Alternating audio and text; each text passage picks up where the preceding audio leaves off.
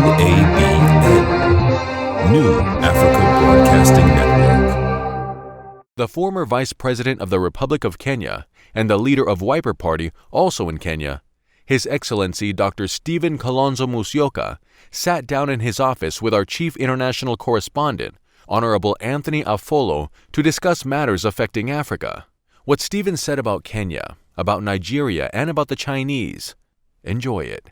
West Africa. Right. And so the Nigerian goes to this hotel and he wants to be served coffee. Yeah. And so the waiter asked, do you want it white or black? And you know how Nigerians hate slavery. So the Nigerian went, a discrimination in a cup of coffee.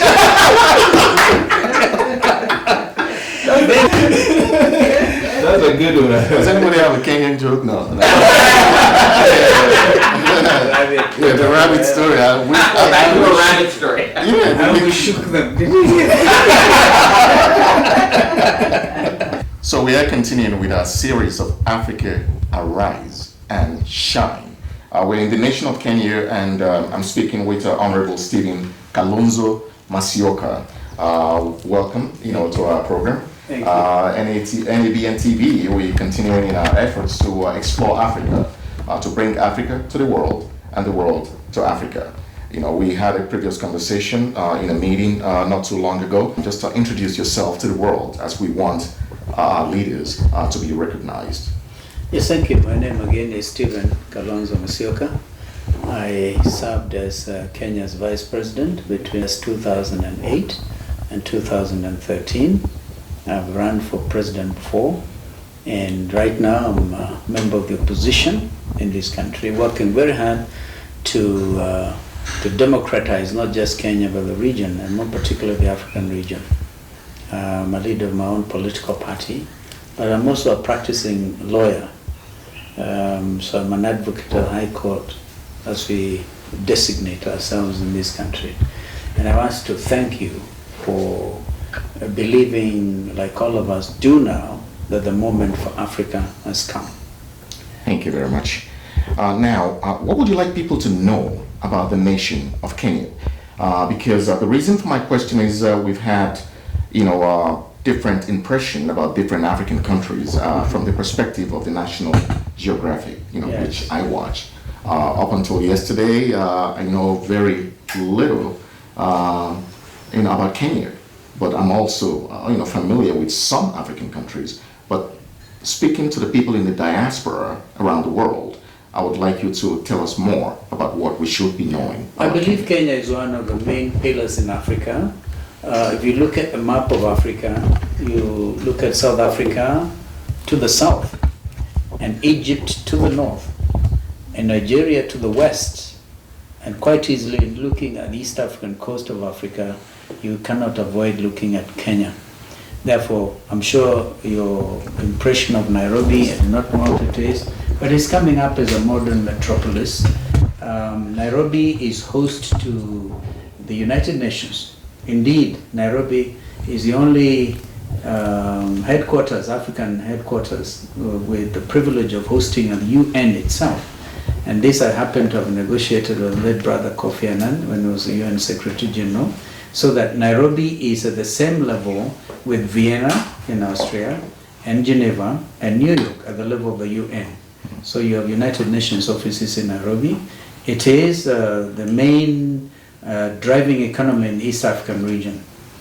A member of the East African community, and the East African community comprises Kenya, Uganda, Tanzania, Rwanda, and Burundi, and more recently, the Republic of South Sudan.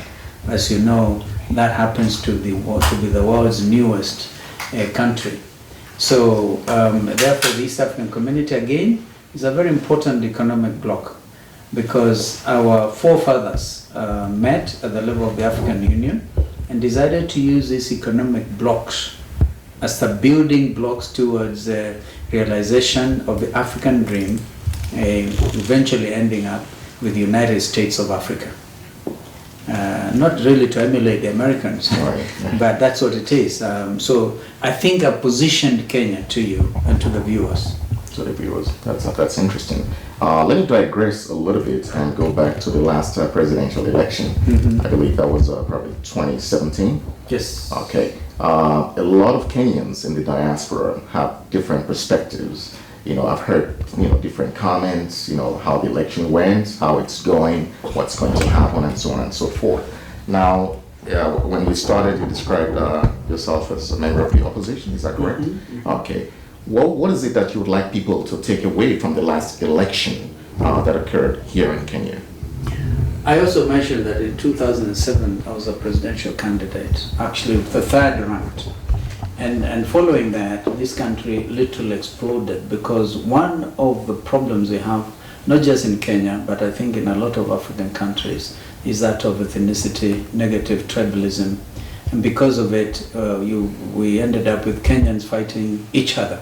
And the result was we had leaders who actually were indicted before the International Criminal Court in The Hague. Now that defined in a very substantial manner, the conduct of the preceding elections. And there was one in 2013, where now I ran as the running mate to the Prime Minister at that time, Honorable Raila Odinga, who's been an opposition colleague now. And we believed we did very well. Kenyans had their way of looking at it. We thought we won. But we went up to the Supreme Court. And the Supreme Court ruled against us. And they said that they thought President Uhuru Kenyatta and his running mate William Ruto had won the elections. We said we do not agree with that verdict of the Supreme Court, but we were duty bound to accept it. So we did that, and then agreed that we'll run again in 2017, which is what we did. And again, we thought we won the elections. We went back to the Supreme Court. This time the Supreme Court agreed that that election was flawed to the extent that it could not be held to be valid. And therefore they ordered a repeat election within a period of 60 days. Now within the 60 days we didn't get the kind of minimum changes that we wanted in order to ensure that the playing field was fair and good. So as a result, we boycotted that runoff election. We actually ended up having the first grand coalition government in Africa. That time spearheaded again by our late brother Kofi Annan, had formed the first coalition with President Kibaki, and then Prime Minister Raila Odinga joined, and so we had that grand coalition government, which again was a first one for Africa. I think the Zimbabweans tried to follow that example. But as a result of that grand coalition government in Kenya, we had a moment, a 5-year period of absolute good order, adherence to the rule of law, because this is a country that has a very good constitution now, which enacted in the year 2000 and 2010. And we saw then growth in terms of infrastructure during that time when I served as the vice. Come 2013 and 2017, very hotly contested elections. But as opposition leaders, we hold the view that the country is more important than we are. And although Prime Minister Raila saw himself in as a people's president, I was calling out loudly that both President Uhuru Kenyatta and Raila Odinga should sit and negotiate. Yeah, and that's what they did. Do you think it's a wise idea to boycott the election? It was unavoidable, according to us, because unless we followed exactly what the Supreme Court judges are saying, that the Independent Electoral Boundaries Commission had to do certain basics, and they didn't want to do it. So we would have thought it's like, taking your goat to the slaughterhouse, literally, or allowing the hyena to be the best judge. President Uhuru Kenyatta and Prime Minister Raila Odinga had consultations, and as a result of which they came up with a famous handshake. And that led me to my next question before you finish your thought, and that's about reconciliation in politics. So if you just... I am a believer in reconciliation. personally. I've worked for peace in our region. Somalia is our next door neighbor. We had in this city what we call the Baghdadi negotiations, which I was privileged as the country's then foreign minister to spearhead. As a result of which the Somalis formed a constitution out of Nairobi, they went back to their country, and the country has really not been stable. As we speak, we have our men in uniform, doing business, doing duty in Somalia to try, under the auspices of what is called AMISOM. This is an African Union-led peace initiative in the Republic of Somalia. Still a lot of work to be done. I've also worked for peace in the country, which is again our next door neighbor, Republic of South Sudan. That time they were in a big tussle, which led to the loss of over 2 million lives in South Sudan between the north and the south. And the result was now the split between the north and the south. And I think the world has been watching what has been happening in Khartoum, with now a popular revolution that has driven out President al-Bashir himself, a candidate for the ICC. So I have worked for that region. I believe, therefore, I cannot reasonably be seen to be a good leader if I work for peace in South Sudan, peace in Somalia, and I do not practice those principles at home. This is what I've been doing, and I'm very happy I was able to encourage both President Uhuru and Prime Minister Raila to work together. Now we are officially in opposition, but preparing for the next round, the next contest, which we believe will be better because we have time now to make sure we seal those loopholes that give rise to injustice when it comes to polling. Okay. And if I may ask, what is it now that's working in Kenya with regards to the economy, the healthcare system, the infrastructure, and so on and so forth? I told you that I'm in opposition. Right. President Uhuru praised for his commitment to the fight against graft. The economy may seemingly be growing, but we have a problem, and I believe it's a problem in Africa. We are encouraging President Uhuru Kenyatta not to blink in the fight against corruption, because this is the one thing that is militating against real economic growth. Jubilee administration is talking about the 4-point agenda, including affordable health care, right? And when I talk about health care, I think you're here to visit one of the private initiatives here, a hospital that I was privileged to officially launch called Katani Hospital. It is, I think, one of the very important examples showing that we can, affordable healthcare is important to Kenyans, every Kenyan. It is not a preserve of the rich and those who can afford healthcare. So you find a facility like Katani Hospital, which is able to give affordable healthcare.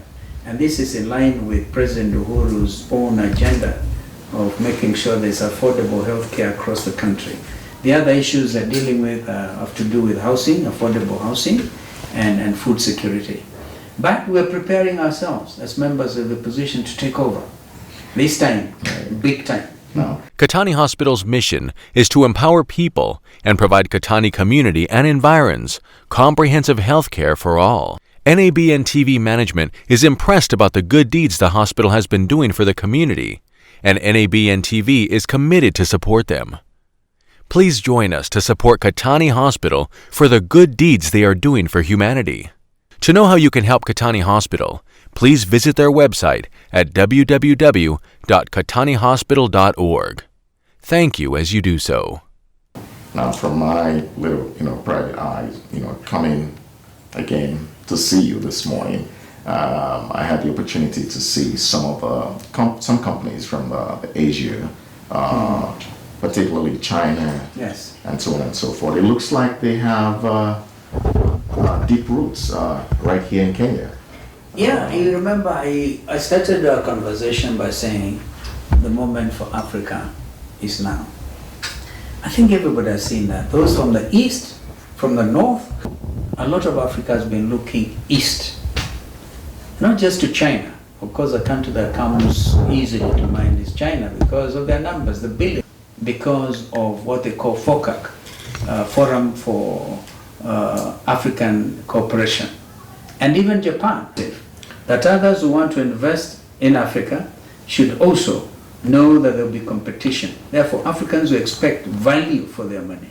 So Africa is not left behind, but Africa this time is wiser. They're saying we want value for our money. We also want to move fast, because this is why my colleague Raila Odinga, for instance, is today the African High Representative on infrastructure. The United States, for instance, just so we don't belabor this, yes. They have some concerns regarding China. You know, there's been meetings, bilateral talks, and so on and so forth. I believe the president of China was just in the U.S. Yes. having trade talks with Donald Trump, yes. Our president. Do you have any such, questions about trade practices relating to what's been expressed from the U.S. government? Recently our president went to President Uhuru Kenyatta, went to meet with President Xi as a part of the delegation that was discussing what is now come to be called the Road and Belt Project. And I think the Americans have realized this is a very challenging thing. They also want to come up with an initiative over Africa. We like this positive competition for Africa, because as long as it does not take advantage of the African situation, remember I said the time for the African lion is now. We want to develop Africa, but we cannot do it on our own. Correct. Because we lack the resources and the expertise. Right. Yeah, but the African wealth must be used to develop Africa. Where does America fit in here? Kenya partnership? Our teams right now are gathered negotiating with the American side to be able to do a road from our port city of Mombasa to Nairobi, making it a dual carriageway.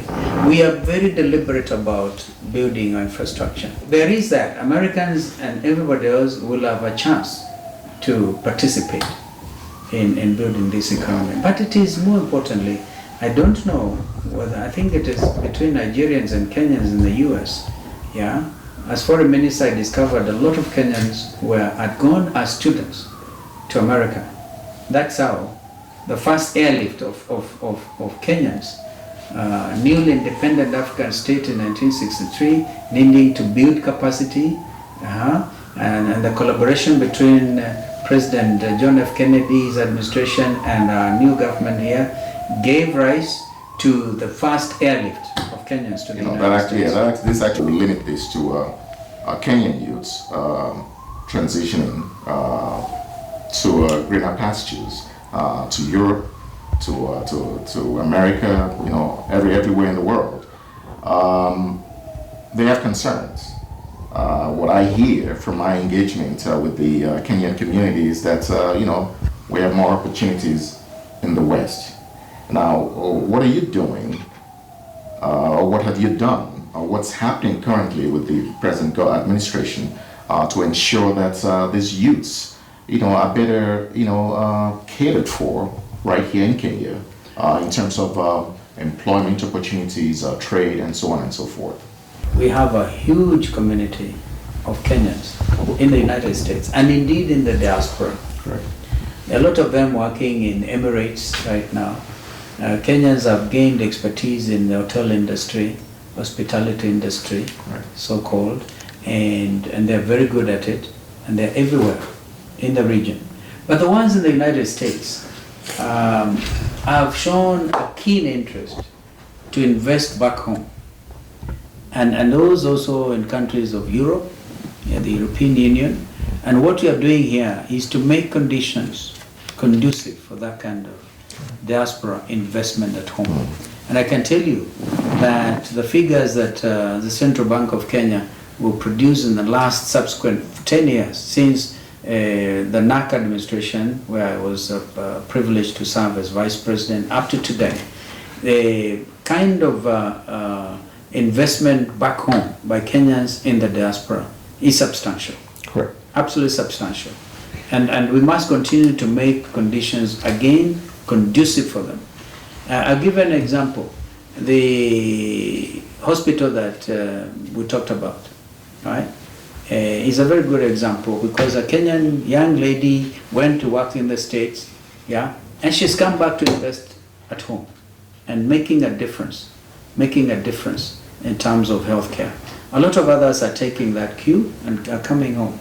Yeah, that's interesting. That's commendable. You know, I know about the hospital, the young lady, you know, you referenced, and then we'll talk, you know, more about her when NABN TV meets with her. Yeah. Now there are other youths that would love to come home at some point, and I know they're making great tremendous remittances, you know, back to Kenya to help the Kenyan economy. Are you improving conditions to help them come back and want to stay? Yes. I gave you that example of the fight against corruption. Right. Because those doing these huge remittances back home want to have a country that is corruption-free, graft-free, yeah? And of course, I talked about the need to level even the political playing field. Right. So some of them may want to come home and begin to get interested in leadership positions in their country. So it is a holistic approach that I'm talking about. And conditions are, this is not the same country that became independent in 1963. And in terms of openness, I believe that Kenya is one of the most open democracies anywhere in the world because of the sacrifices some of us have made. We have had to get and eat tear gas, literally, in the streets to say no to stolen elections. The need to have electoral reforms that make sense. So I believe this country is now poised for a better future. And those youths you refer to, who are born out in the diaspora, I would want to encourage them to come home. Come back home, but of course, invest at home. And I'm not saying they should also quit being American citizens, some of them. By the way, our constitution allows for dual citizenship. Correct. We realize this is important. So a Kenyan who was born a Kenyan, even if they became American citizens, cannot lose their citizenship as Kenyans on account of them having become citizens in the United States. This is a big plus. I think in terms of the constitutional amendment that we made in 2010. So again, open democracy.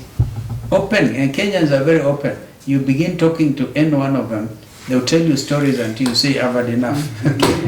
Very open society. Yeah, so Mr. Vice President, I'll end, you know, with this question. And do you have any other political ambition, maybe a few years from now, with regards to the nation of Kenya? Yeah, ask any Kenyan, they will think I'll be absolutely out of my mind if I don't run in 2022 or whenever the next election will be. So our teams are working in that direction. We have done it before, and this time we think if we do it, it's going to be good for this country. Not just for us as a candidate, but for this country. Well, on that note, I have to thank you very much for your hospitality. Thank you. Having received NABN TV right here in Nairobi. I want to encourage you to come and look for possible collaborative possibilities with the Kenyan networks here. There may be local FM stations that may want to establish TV stations, and again, I gather you've been very heavy as NABN TV with regard to people working in the diaspora and working within the United Nations system. There must be possibilities, and I want to encourage you to explore those possibilities of having that, so that you're not just based in the United States, you can also be based out of Nairobi. Mm-hmm. That's my challenge. Well, that's great. That's great. Thank you. We look forward to staying for a little bit, just to capture some of the resources that you've pointed us to.